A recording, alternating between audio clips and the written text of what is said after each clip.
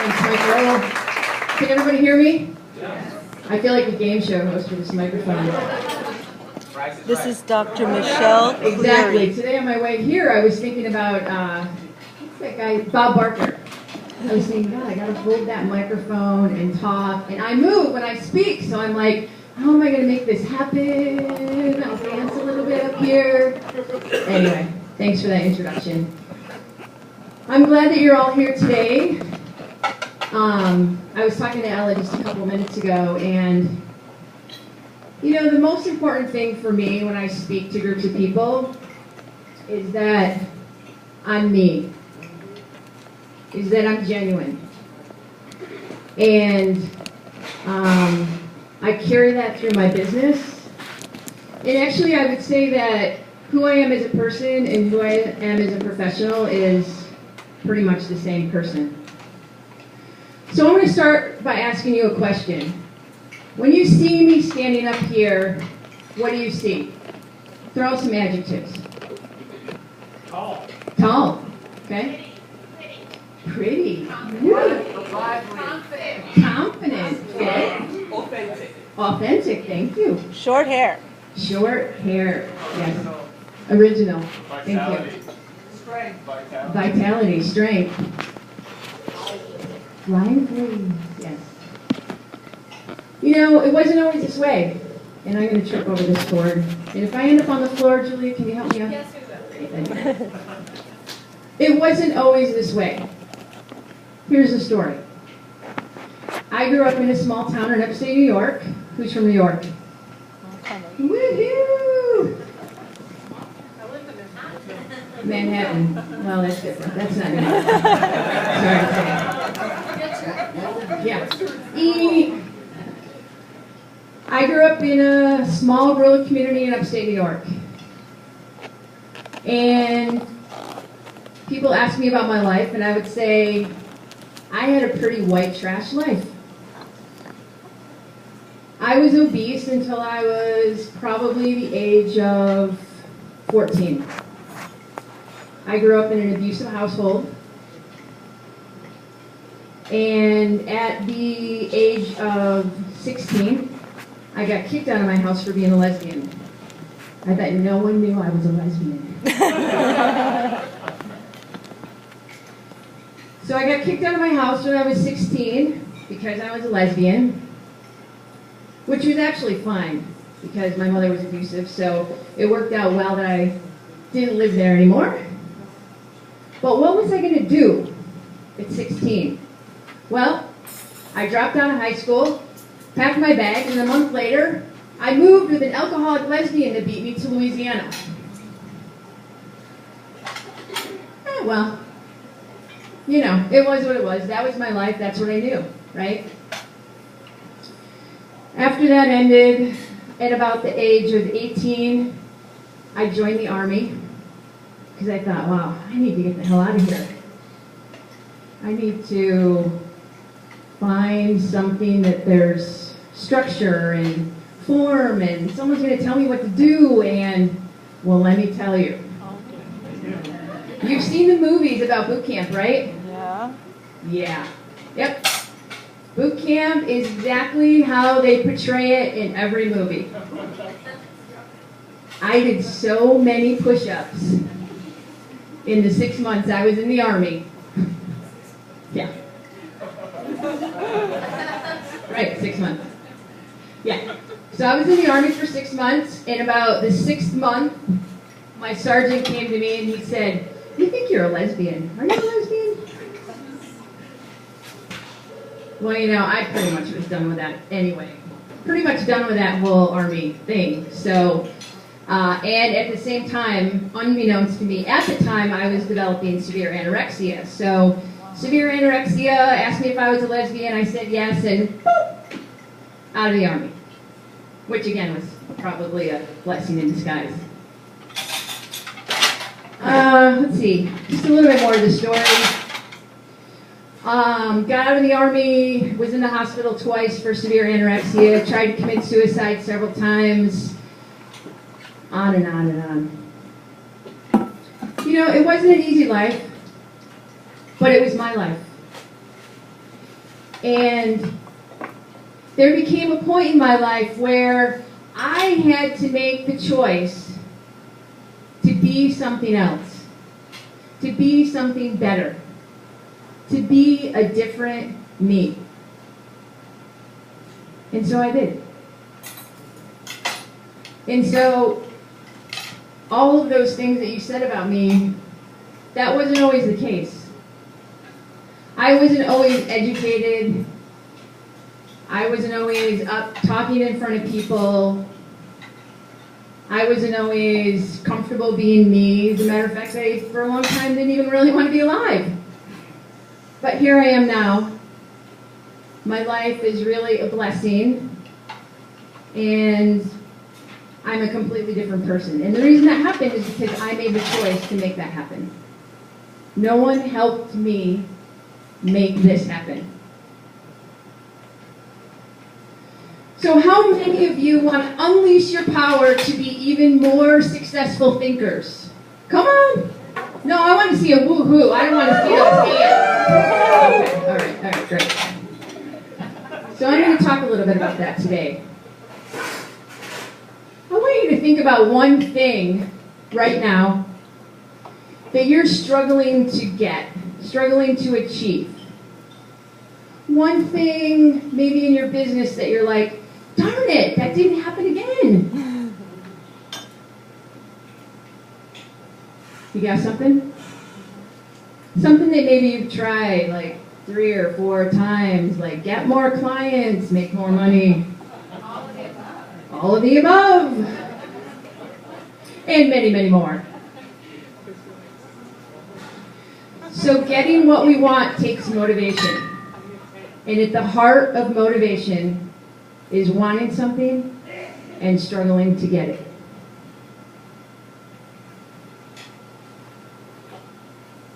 You know, I forgot what I was going to say. You know, when you're almost 50, you lose your train of thought.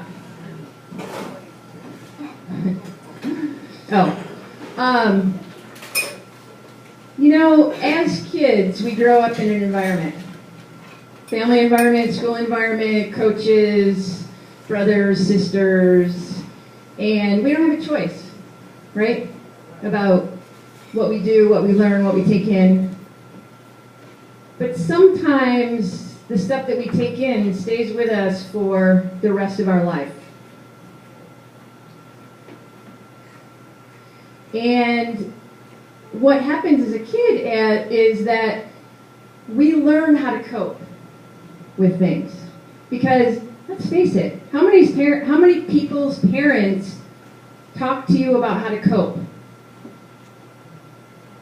That's great. I'm being serious. That's really great. Yeah. But one person out of the whole room. I did too. 2 people. 3. Oh, here we go. 4. Come on. The price is right. Door A or B.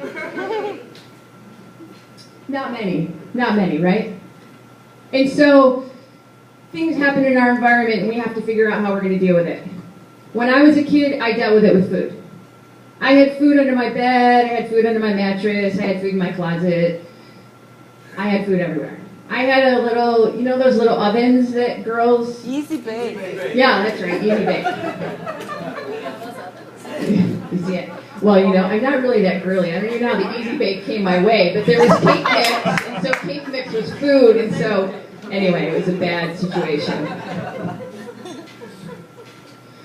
Nothing else, eat the cake mix. But we find ways in our environment to deal with and cope with things that happen. Okay? And what happens is, sometimes into adulthood, we continue to take these things with us because we think they still work. But guess what? They might have worked when you were 6 or 7. But when you're 30 or 40, some of these things don't work so well. When we're initially motivated to make something happen or make change, we plot, we plan, we hire the accountant, we hire the marketing person, the social media person, but sometimes in certain situations, it still doesn't happen. Why do you think that is? You. Yeah, thanks, Julia. Those thought patterns that worked when you were 6, 7, or 8, guess what? Starting to crumble and break down now. It's not cute anymore at a certain age. I love that. Can you come up here? Can we do a show together? Let's go. That's right. It's not cute anymore. It doesn't work anymore. Those mental and emotional patterns that work for you, probably out of necessity, don't work anymore.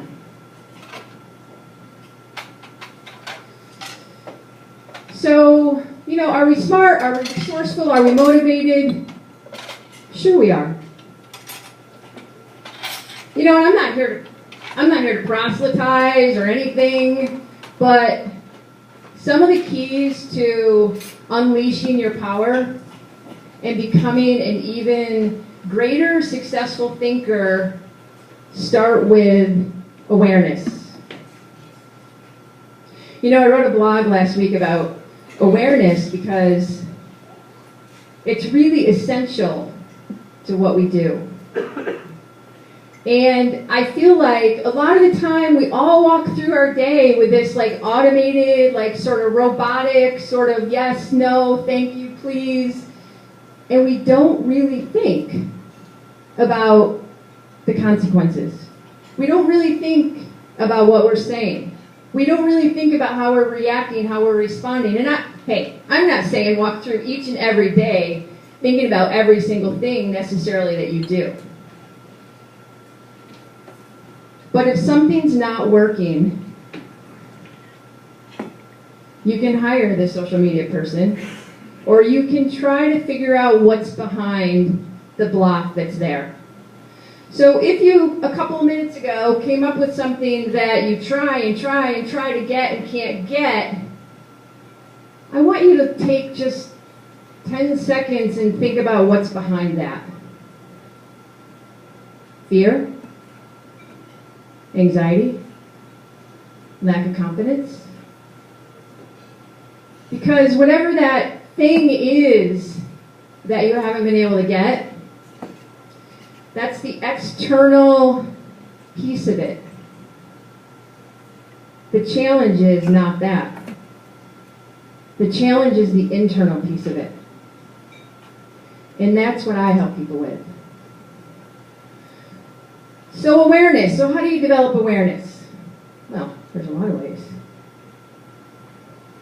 One of the ways that's been really helpful for a lot of my clients is, and I just blogged about this, I think at the beginning of the week, adults need timeouts too.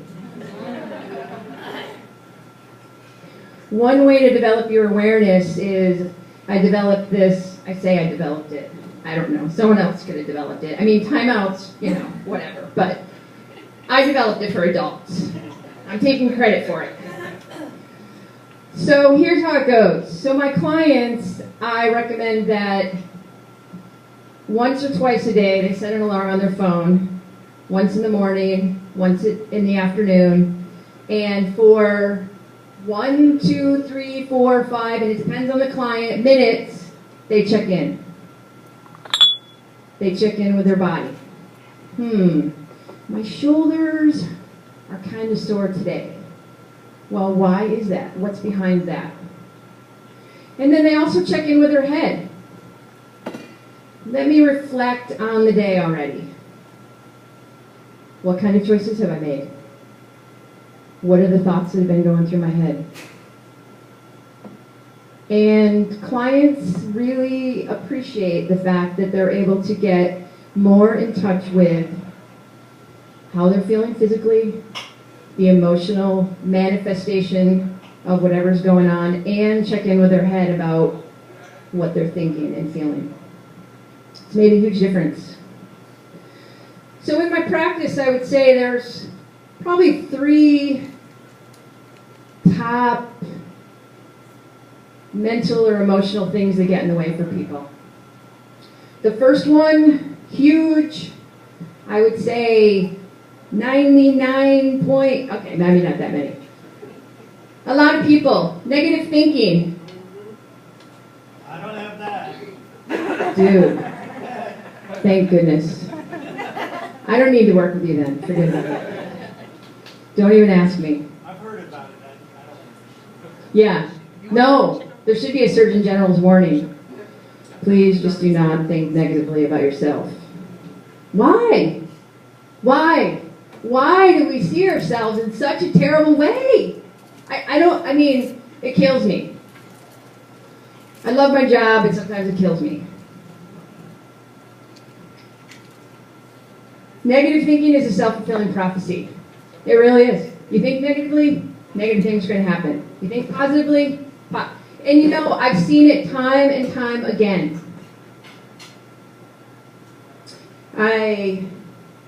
My professional tennis player, whew, how that girl got to be a professional. She was #1 in the country when she played college tennis. #1. Played out of her mind. Confident, positive, happy, had the team, had the coach, went pro right after college. Negative, negative, negative. And so what we realized is, like, you can't be negative and play tennis. Actually, you can't really be too negative and get through life in an efficient way, right? Well, here's how the negativity was showing up. She'd go to hit the ball. I mean, come on. Negativity does not only affect your thinking, right? It shows up in many ways, like rapid heart rate, your muscles lose their range of motion. And so we really had to work together on improving, well, she had other things going on, but improving the negative thinking. Now, you know, when I went to college, it's funny because yeah, it's going to happen. It's going to happen. I'm going to... Kidding, I'm so kidding. I'm done with that. When I went to college, I got a master's degree. Well, actually, so I have 2 master's degrees and a PhD. High school dropout, I just wanted to remind you. My second master's degree is in sports psychology, and, you know, in the sports psychology program, they say, okay, if someone's negative, you need to make them positive. Okay, well, this is the real world, people. People, real world. If someone has negative, if they're just negative, there's no way to swing. Okay, well, there's no way. So my work is really to try to move someone to a more neutral space. And so this is what we had to do with my tennis player. And we had to help her find successes, find some positive things in her life, redefine success. Success can't always be winning the match. Just can't be. One person wins, and that's great. You can think about that, but you need to have other successors. Am I going in and out? Mostly all together. Come together. I'm not going to sing because that would. Okay, moving on. So, negativity. The second one is self-doubt. Self-doubt, again, really huge in my practice. Business executive came to me and just was very emotional, like all the time, heightened emotions. Would go in particular to meet with a boss or a superior and would cry. And I was like, oh my. I didn't really do that, but that's how I felt inside, like, oh, you poor thing. Like, yeah, that's terrible. Self-doubt. Well, you know where that came from? That came from her mother always telling her that she couldn't do anything right. Right? Can't do anything right.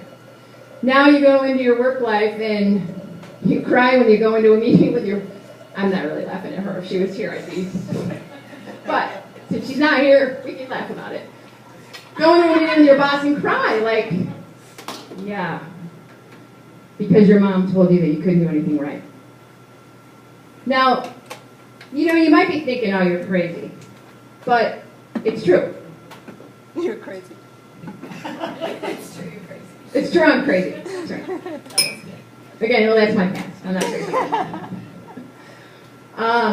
So with her, we really had to do a lot of work around stuff with her mother. But we really helped her to build her own vision of her life. What do you want to look like at work? What do you want to be like at work? Who do you want to be? Really helped her to start to think differently, feel empowered, take control. Third thing is perfection. Yeah. How many people think they're perfect? How many want to be perfect? Yeah, right. I have a little of that too. Guess what? There's no perfect. I mean, I hate to say it. There's just not. And you know, perfection, if you're always striving for perfection, it's always setting you up for failure. Because it's always out there. Out there. It's like, oh, I know it's there. No, I know it is. But it's always setting you up for failure. I would say that 99.9% of my clients struggle with perfection, right? It's either this or that. It's black or white. It's perfect or it's not perfect. Well, it's a harsh reality when a professional musician comes to me wanting to be perfect, and I say, you know, I've tried to help people be perfect, and we get close every time.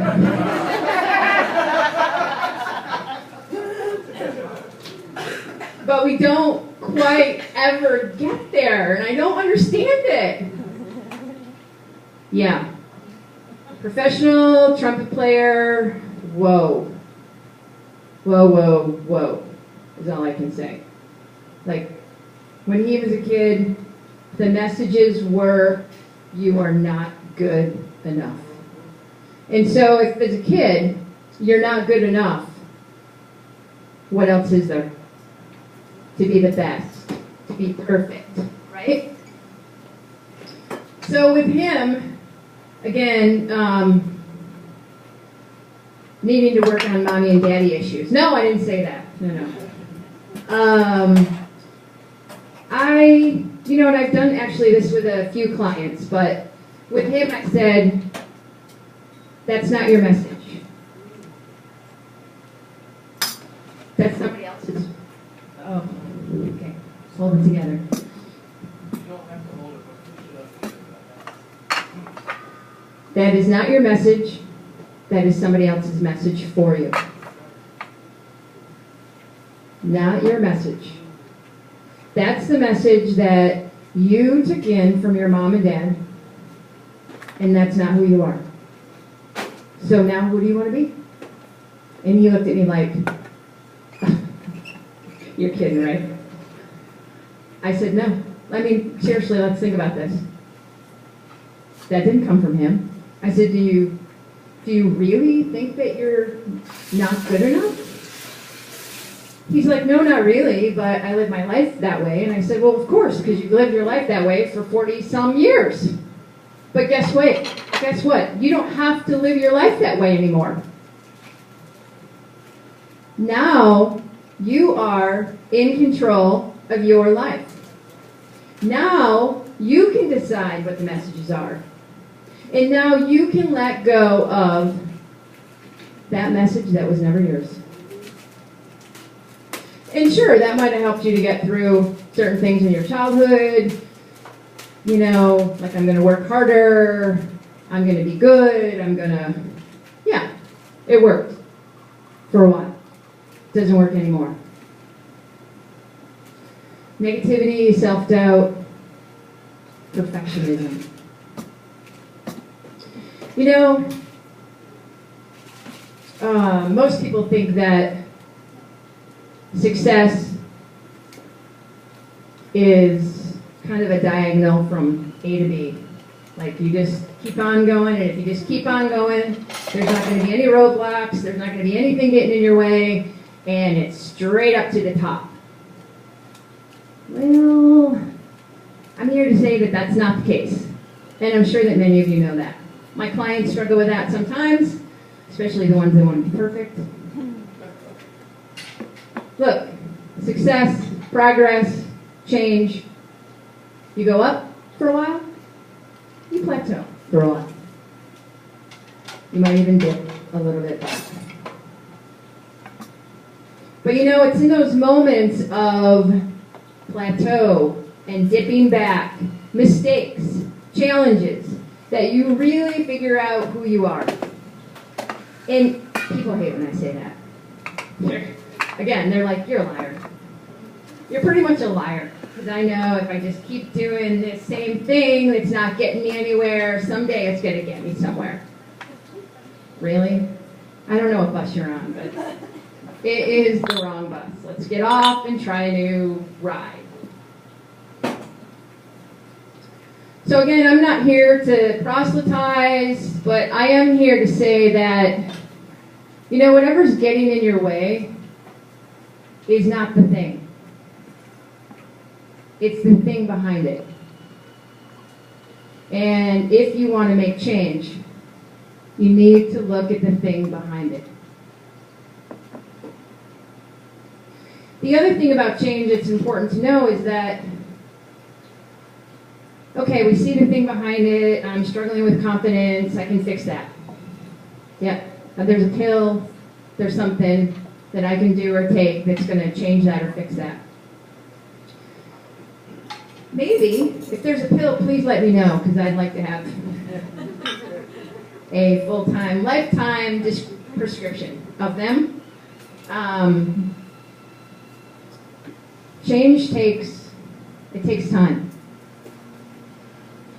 And patience, but again, if you want to get to the next level, if you want to unleash your power, if you want to be an even greater, more successful thinker than what you are right now, you're all great, but there's greater. And if you want to get there, the key really is looking into these mental and emotional patterns. And I'm not saying hire me to help you with that, okay? It is hard, though, in our world to sort of move beyond where we're at sometimes, right? Like education does that for us. Sometimes reading a book does that for us. Talking to other people sometimes does that for us. But as I talked about, some of this, not all of it, but most of it really started many, many, many years ago. So sometimes getting a little guidance and a little support around those things can be helpful.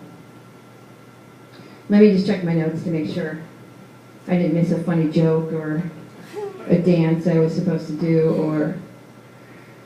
So hopefully you learned one thing about maybe the thing that is holding you back from moving forward. I guess that's all I have. Are there any questions? Yeah. So I guess once you identify the thing. The thing behind the thing or the thing? The thing behind the thing behind the thing behind the thing. I know, there's many layers. It's like a cake, really. Then how do you move through that without disrupting the whole framework? Gently. Because that, you know, like that's a framework that one's life has been structured around. Right. So how do you make changes, keep the scaffolding, but make the changes but keep the scaffolding? That's a good question. I mean, yep, people want to hang on to something even though it's not working for them. Because it does sort of, it's kind of like the cement that's holding the bricks together, right? But once, because what I do is very action oriented, so people ask me, you know, what's different from you than like a therapist, for example? Well, in therapy, like I find my clients who've been in therapy for 5-10 years, that's not my practice. My practice is like, let's get you in, let's figure out what's not working, and we're gonna move you forward. And so it's about, thank you, I will take a bow, or courtesy. I don't even know how that works. So it's step by step. So we're, and here's the thing that, it's not like here I am and then tomorrow, whoop, and the bricks in the cement are crumbling down. The process is not like that at all. It's a little bit at a time. So, like, then, not that you're gonna be able to figure out, we'll have to work together, we'll talk. So like, I'll be running and going, this is great, and all of a sudden I have that self-doubt, like, whoa, just like this realization, and then start wondering if you can really do what you did. But I'm looking back, like, I'm not sure where that came from. Like, my parents weren't abusive verbally or physically, so how do you, where does that come from? Yeah. Teachers? Can I blame it on a teacher? Well, really, you can blame it on anyone. And you can make, I was going to swear. You have to watch out for me, because once in a while these words come out of my mouth, and I'm like, ooh. You were in the Army, we understand. That's right. But usually I'm singing like Tiny Bubbles or something like that. Where does it come from? Well, it's ironic because, the experience doesn't need to be like mine. It doesn't need to be tragic, drama-filled, awful, terrible. Sometimes what happens is like some small thing happens.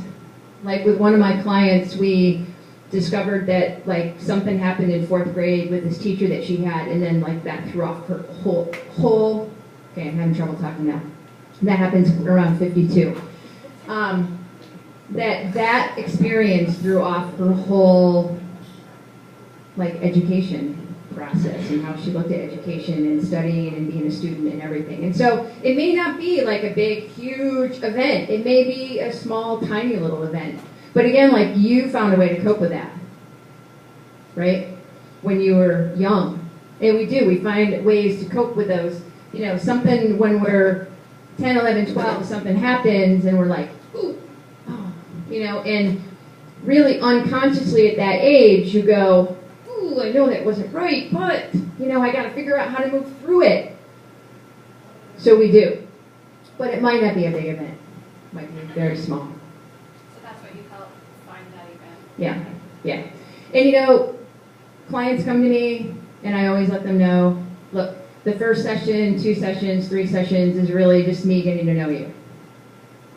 And I need to know your history. I need to know who you are. I'm going to ask you about your childhood, your parents, your brothers, your sisters, your aunts. No, maybe not that far. But, I'm going to ask you a lot. And, I do get resistance sometimes from clients. But then when we find that little nugget, I go, oh, so glad you did that. Yeah, so. Jane. Yes, I wanted to address Dr. Burr's question. I see one of the important things to keeping the mortar together so that everything doesn't fly apart is learning to have compassion on yourself for what you've done, what you've tried to do to keep things together, what you've accomplished so far. Yeah, absolutely. And that's contrary to saying, well, if I just push myself harder, I know I can get this, and I don't care, how much it hurts, I'm just going to keep pushing myself. That's a very different angle to come at it, is to say, yes, I'm going to have compassion towards myself. Yeah. Oh yeah, compassion is, it's just woven through everything I do with clients, obviously, and much harder for them than it is for me. Clients, unfortunately, are not very compassionate with themselves, which is, one of the reasons that, they struggle. Yeah. Yeah. What's a common emotional roadblock that you would say that you find in business owners that forces them to either plateau or start reaching productivity in their business? What you dealt with? Ego. Ego and perfectionism would be the top 1 and 2 in business. And I think okay, so I was a business executive for a long time, and Michael, I know I'm going to shut up in just 30 seconds, I promise, because I know we're... I was a business executive, and when I was a business executive, it was unfortunate that things were not changing and that business executives were not being more compassionate, more accepting, more humanistic, more... and I think that may be, I want to say slightly changing, but there's still a lot of ego in business, and there's still a lot of, you know, I need to be perfect. So, yeah. Okay, well, I'd sing and dance, but I'm not going to. So, again, thank you so much for being here. If you have any questions, thoughts, concerns, like, feel free to chat with me afterwards. Thanks, Michael. Thank you, Dr. Michelle. I think I need a new mic cord. What do you think? Or a wireless, that'd be even better. Don't worry about the cord.